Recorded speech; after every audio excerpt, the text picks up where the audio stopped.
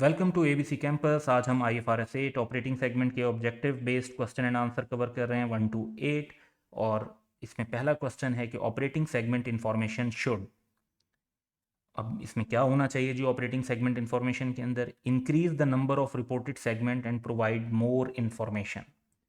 तो बिल्कुल इसकी तरफ स्टैंडर्ड का फोकस है कि रिपोर्टेबल सेगमेंट्स ज़्यादा हों, और उसके लिए जैसे 75% एक्सटर्नल रेवेन्यू का क्राइटेरिया भी रखा गया है। तो अगर इनफ 10% थ्रेश होल्ड से इनफ रिपोर्टेबल सेगमेंट ना हो रहे हों तो फिर मजीद सेगमेंट्स को भी रिपोर्टेबल बनाया जाता है। Enable users to see an undertaking through the eyes of management, जो डेफिनेशन है वो है कि जी जिस तरह का data chief operating decision maker को प्रोवाइड किया जाता है उसी बेसिस पर डिस्क्लोजर्स और सेगमेंट को डिफाइन किया गया है, तो ये बात भी करेक्ट है। Enable an undertaking to provide timely segment information for external interim reporting with relatively low incremental cost। ये भी बात ठीक है क्योंकि जो सेगमेंटल इन्फॉर्मेशन है वो इंटरिम के लिए भी अप्लाई होती है, और लो इंक्रीमेंटल कॉस्ट ये है क्योंकि डेफिनेशन में ये शामिल है for which discrete financial information is available. तो अगर discrete financial information already available होगी तो रिपोर्टिंग पर बहुत ज़्यादा कॉस्ट नहीं आएगी, तो ये बात भी करेक्ट है। Enhance consistency with the management discussion and analysis और अदर एनुअल रिपोर्ट डिस्क्लोजर्स, ये भी फॉलो होता है क्योंकि कुछ डिस्क्रिप्टिव डिस्क्लोजर्स भी हैं जिसके अंदर एक्सप्लेनेशन है, और इसके अलावा जब सेगमेंट्स के अंदर कोई चेंज आता है तो उसके साथ रीस्टेट करने की, अमाउंट्स को रीस्टेट करने की, डिस्क्लोजर्स को रीस्टेट करने की रिक्वायरमेंट्स भी हैं, तो this one is correct too. Provide various measure of segment performance, तो ये भी रिक्वायरमेंट है एंटिटी वाइड डिस्क्लोजर्स में कि अगर आपका मेन मेजर जो है वो लेट से प्रोडक्ट और सर्विसेज है तो आपने कुछ इन्फॉर्मेशन जोग्राफिकल भी देनी है, और अगर जोग्राफिकल बेसिस पर आपने सेगमेंट बनाए हैं तो अपने प्रोडक्ट और सर्विस के बारे में भी बताना है, तो ये भी इंक्लूडेड है। Provide information about reduce staff, ऐसी कोई रिक्वायरमेंट जो है वो IFRS 8 में नहीं है, तो हमारा करेक्ट ऑप्शन जो होगा that would B D 1 to 5 only. Second question है कि an operating segment is a component of an undertaking, तो ये डेफिनेशन वाली बात हो रही है, एंटिटी का वर्ड यूज होता है वैसे स्टैंडर्ड में, that engages in the business activities from which it may earn revenues और incur expenses including revenue and expenses relating to transaction with other components of the same undertaking, यानी inter segment भी शामिल हो सकता है, तो ये बिल्कुल है definition. whose operating results are regularly reviewed by the undertaking's chief operating decision maker to make decisions about resources to be allocated to the segment and assess its performance, correct, for which discrete financial information is available। ये 3 points तक की definition है। Which is text separately from other component, ऐसी कोई requirement IFRS 8 में नहीं है, इसलिए हमारा जो करेक्ट आंसर होगा that would be B. Third question है, a component of an undertaking that sells primarily or exclusively to other operating segment of the undertaking, यानी एक ऐसा सेगमेंट है जो एक्सटर्नल सेल्स या तो कम करता है या बिल्कुल नहीं करता, और वो एंटिटी के दूसरे सेगमेंट्स को ही उस सेल करके अपना रेवेन्यू अर्न करता है। तो it must be classed as an operating segment, नहीं ये ज़रूरी नहीं है कि उसे ऑपरेटिंग सेगमेंट क्लास किया जाए। It must be excluded from being an operating segment, exclusion भी नहीं है, शामिल भी हो सकता है।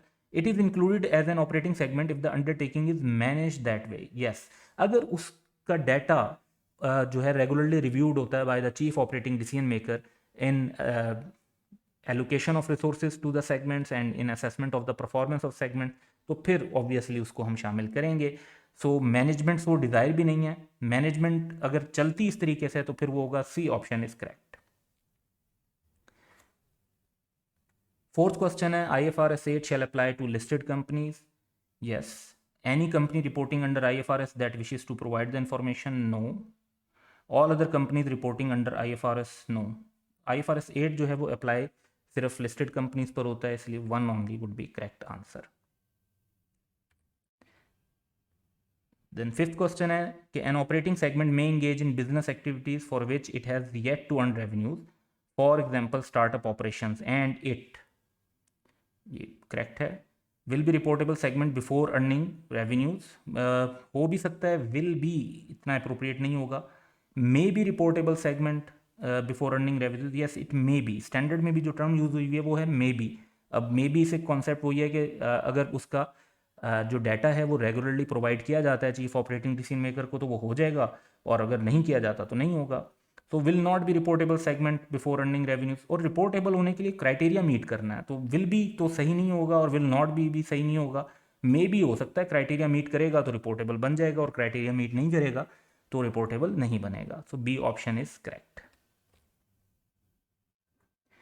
देन हेड ऑफिस एक्सपेंसेस, कोई जो किसी भी सेगमेंट को हम नहीं एलोकेट करते जनरली या फिर समटाइम एलोकेट करते हैं, तो स्टैंडर्ड में रिक्वायरमेंट है कि अगर आपने उन्हें सेगमेंट्स को एलोकेट करना है तो रीजनेबल बेसिस पर एलोकेट करना है। तो मस्ट नॉट बी एलोकेटेड वाली बात गलत हो जाती है, मस्ट बी एलोकेटेड वाली बात भी गलत हो जाती है, और टर्नओवर पे करना ज़रूरी नहीं है, प्रॉफिट भी रीजनेबल बेसिस होनी चाहिए। अब entity to entity reasonable basis जो हैं वो डिफरेंट हो सकती हैं। Option A would be correct. Then we have two or more operating segments may be aggregated into a single operating segment if aggregation is consistent with the core principle, यानी users को economic environment का सही data मिले, and the segments are similar in each of the following respect. Nature of product और service match करते हो, production process, type of customers और class of client, methods of distribution match करते हो, और नेचर ऑफ रेगुलेटरी इन्वायरमेंट करते हो। तो ये 5 तो मेंशन है स्टैंडर्ड में रिक्वायरमेंट के तौर पे। स्टाफ नंबर से रिलेटेड कोई रिक्वायरमेंट नहीं है, इसलिए 1 to 5 only would be correct. According to IFRS, if a financial report contains both consolidated financial statement of a parent as well as parent separate financial statement, तो जो parent entities हैं वो इसी तरीके से अपनी separate financial statements भी report करती हैं, और consolidated financial statement जिसके अंदर उन्होंने subsidiaries के रिजल्ट भी शामिल किए होते हैं उनको भी रिपोर्ट करती हैं। तो सेगमेंट इन्फॉर्मेशन जो है वो फिर सिर्फ कंसोलिडेटेड फाइनेंशियल स्टेटमेंट में चाहिए होती है, पेरेंट की सेपरेट फाइनेंशियल स्टेटमेंट में नहीं बनती, दोनों में भी बनाने की रिक्वायरमेंट नहीं है, और ईदर का ऑप्शन भी नहीं है। So option A would be correct. So that's all for today, have a good day.